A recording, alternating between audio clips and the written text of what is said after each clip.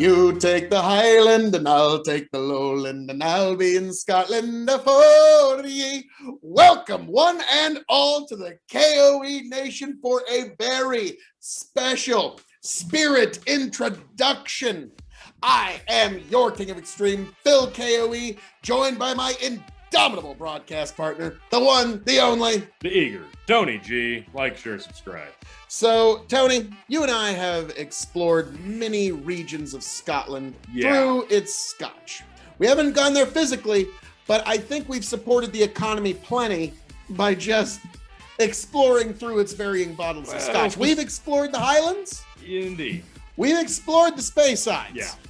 We've made a few, let's call them like weekend holidays to the Isle. Chicken resides there more than we got to go to the Isle to go see chicken. Yeah. We have yet to jump into two regions, the Campbelltons and what we have here, the Lowlands. And this is what I have heard is one of the better examples of a Lowland single malt Scotch. So what do you know about this, T? I don't know a whole lot about it, but yeah, this was pretty much the one that was recommended to me anytime I would inquire about the Lowland, or if I would just flat out Google best Lowland whiskey or best affordable Lowland whiskey or highest value Lowland whiskey. I believe I'm pronouncing this right. Auchentoshan.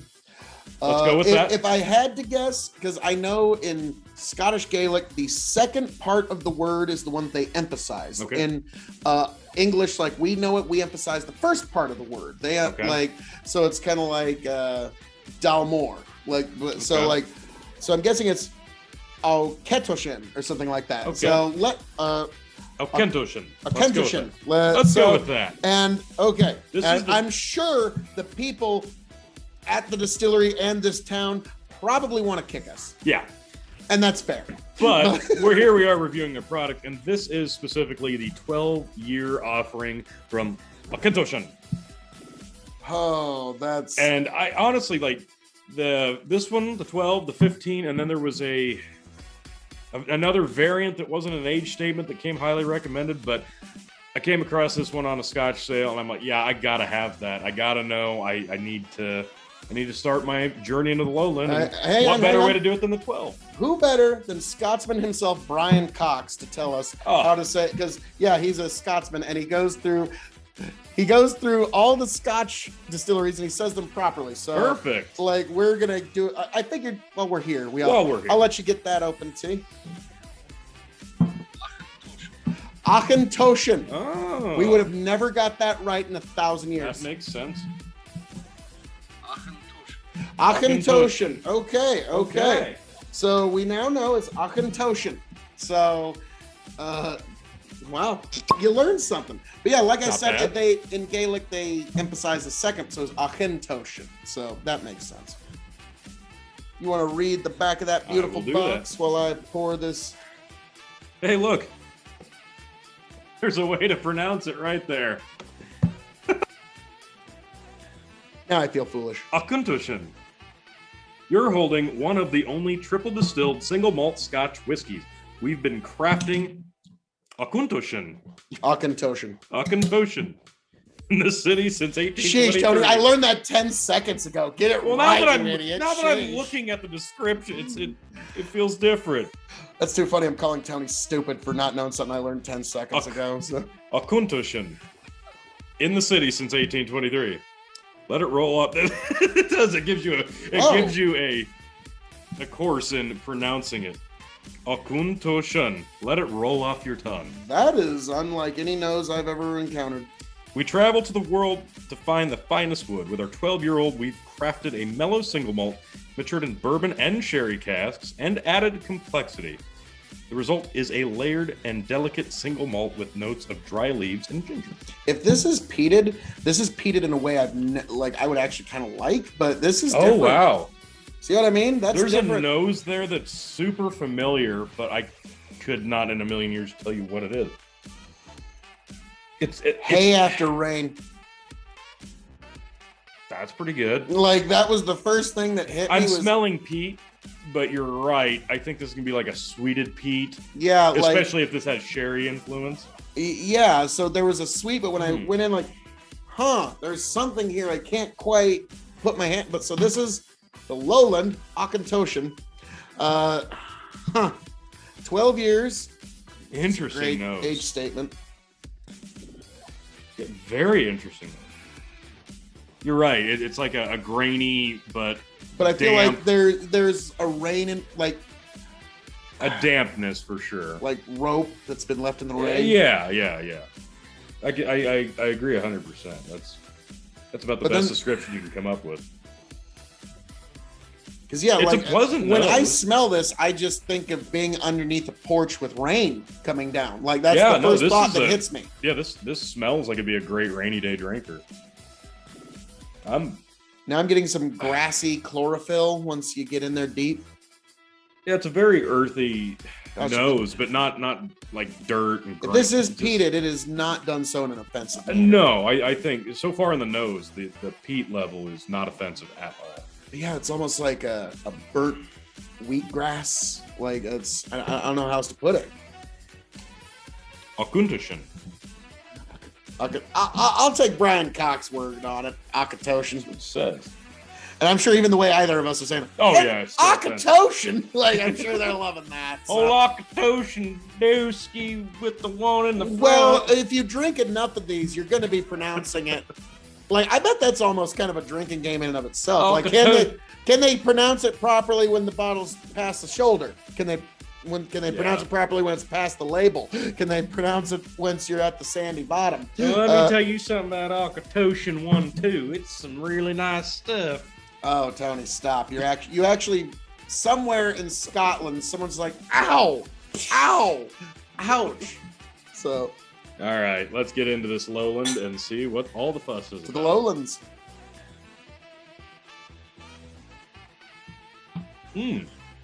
Oh, buttery.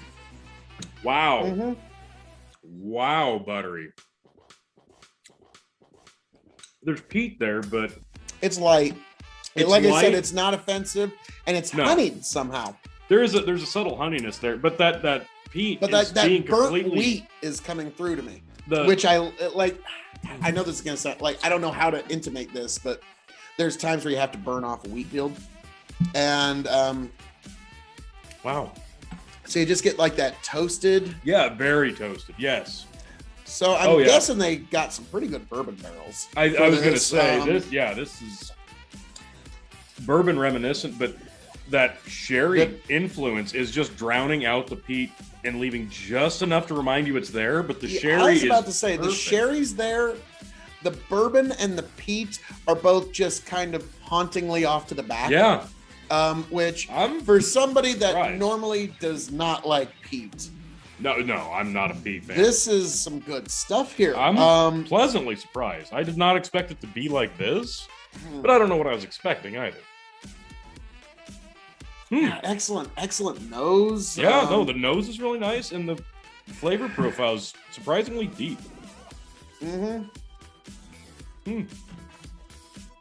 But it's buttery on the front. Oh, yeah. You get the light peat on the back. I think that's what's throwing me off so much is because it's so buttery up front, and then by the time you have a chance to really dig into the peat, the sherry completely takes it over, and then you finish with the bourbon casking. Like this one kind of feels like it's somewhere between a Speyside and like it's just heard of an Isle whiskey once or twice. Yeah. It's not. This reminds me a lot of a Highland, Loch Lomond 12, but this is 4 times, 5 times, 6 times better than that. Where that's a lot more peated, this has a lot more overtones, and the peat's more of an undertone. And it's really pleasant, kind of through and through. I go back to what I said about the nose. This is a rainy day drinker. Yep. The grainy quality stays in your mouth longer than anything else. Which is because I know this is malted to barley, but whenever I smell it and I taste it, I'm getting wheat quality. I agree. Just like, and again, maybe that's just because our redneck path doth reveal itself. But Auchentoshan 1 deuce. So, Tony, we're going to grade this on a couple of different scales. All right. Now, for those new to the show, we grade on a 5-star scale. Half star, you can pass it by. 5 stars, you need to try this before you shuffle off this mortal coil. So, Tony, as a single malt Scotch, how would you grade this? I'm going to give this I'm going to give it a... This might feel high, but I'm going to give it a 4. I kind of thought you were going to go there. It's not exactly my wheelhouse. I like it. It's not right in my perfection, what I would imagine when I'm talking about Scotch, but I can really appreciate what they're doing here because for all the reasons we said, the bourbon casking's there, the butteriness, that's right up my alley. The sherry, of course, is right there, and it's drowning out what little bit of peat's there. So yeah, this is really well crafted Scotch, and I'm very appreciative of what they're doing here in the Lowland at Auchentoshan Una Dos. Oh boy, my grading is going to be all over the place. Yeah, I agree. So get ready for that. As a single malt Scotch, got to remember, that's the heavy hitters of the world of whiskey. Yeah. I'm going to give this 3.75. It's a good one. I like it, but again, it's a big heavy hitter, but wait for the rest of my reviews. As a Scotch, though, Tony, I'm just going to go ahead and take this one. I'm going to give it 4 stars. Okay. And the reason for that is, imagine someone who's never had Scotch in their life, ever. And you want to give them the best cross-section of Scotch. Yeah. You want to give an idea of what the peat's like, what the sweet's like, what everything is like. Okay. You pour them a dram of this, you're at least giving Scotland its due, because it's got its sweet, it's got its peat, it's got all the honeyed flavors of the Speyside. Yeah, this does feel like it covers the entire country. Like, all the regions are well represented here on the palate. It feels like a really good Johnny Walker green blend, doesn't it? But it's single malt. Maybe that's why I'm enjoying it as much as I am, because I really like Johnny Walker but green. this encapsulates all the spirit of the different ideas of Scotland, but maybe not quite as I'll just go ahead. Maybe not quite as corporatized as Johnny Walker. No. Nothing wrong with that, but to each their own. To me, I'm gonna stick with 4 stars. Now, I was gonna go a little lower than that, but I'm gonna go 3.75. I think you're right, but I think what you're talking about with this being as well representative Scotch, I think that also does slightly hurt it in terms of grading, because people that are uber fans of Irish, or you're, terrifying bourbon fans, because nothing scarier than a bourbon fan, this is also going to represent Scotch in the ways that somebody like that would not enjoy a whiskey. So while it helps it tremendously in your rating, it also does slightly hurt it when I'm considering it in mine. True. Now, when we move on to whiskey, this is a wide world of sports here, T. What would you give this as a whiskey on a 5-star scale? 3.25. 3.25, and why is that? This is straightforward. I think at best you could maybe cut it with some water. I don't know how well this would go with ice. Honestly, I think ice might hurt it. I wouldn't. You could cook with it. You could probably cocktail with it, much like some of the Islays. It'd be some of the same wheelhouse cocktails, but why would you? But this isn't something that's going to be appreciated just by somebody who walked up to a bar and said, "Give me a whiskey." If they hand you an Auchentoshan Una Dos, they're probably not going to be as thrilled about the drink choice the bartender gave. I'm going to be a little more generous than you and give it 3.5. Okay. It's an excellent whiskey, but like you said, you can't cocktail it, in my opinion. No. I wouldn't. It's a little too classy to do any kind of kitchen work with. Yeah. Maybe an ice ball. Maybe. I don't know if I would do ice. So yeah, I'm gonna stick with 3.5. So it's an excellent Scotch. Yes. I think it's an excellent proof of type, but you're limited with what you can do with it. But it's a 12-year. You're supposed to sip it and enjoy it like we are. So now we move on to shelving. Top, middle, or bottom, T? Well, My expectations for the Lowland were kind of up in the air. So, as far as I've had Lowland, this is the best representative of the Lowland, and I got to have a Lowland on my top shelf, right? So, as of right now, this is my top shelf Lowland. Well done, Auchentoshan. I am going to go ahead and say if this was my bottle, it would be middle shelf. Yeah, that's fair. Yeah. So now the secret fifth question. Tony, what did this bottle cost you USD? I'm trying to remember off the top of my head, and I can't. I want to say this one was, let's say like 89, but I got it on sale. Okay. If I remember correctly. So $89. Yeah. When this bottle runs empty, will you replace it? I think first and foremost, I'd probably try to get a bottle of the 15-year, because 15-year is just my preferred age statement. So I would want to look in that region. And there's a couple other offshoot non-age statement variants that I'm very curious about now, because this definitely surprised me in terms of the palate, and I'm eager to see what the other ones have in store. My answer is going to be kind of a cop-out, but this is our first Lowland Scotch. Yeah. So my answer would be no, because I want to explore more scotches in the Lowland region. Yeah. So more distilleries, more flavors, more ideas, give our palate some better education. Yes. So interesting look into our first Lowland Scotch.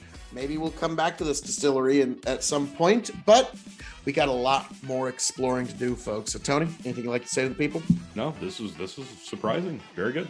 Well, folks, as I'm known to say around here, all that being said, thank you for joining us this evening for our review of Auchentoshan 12-year Auchentoshan Una Dose Lowland Single Malt Scotch Whiskey. Oh, Lord Almighty. I am your King of Extreme, Phil K.O.E., signing off and handing it off to my indomitable broadcast partner, Tony G. Thanks for coming. Like, share, subscribe, folks. Catch you later.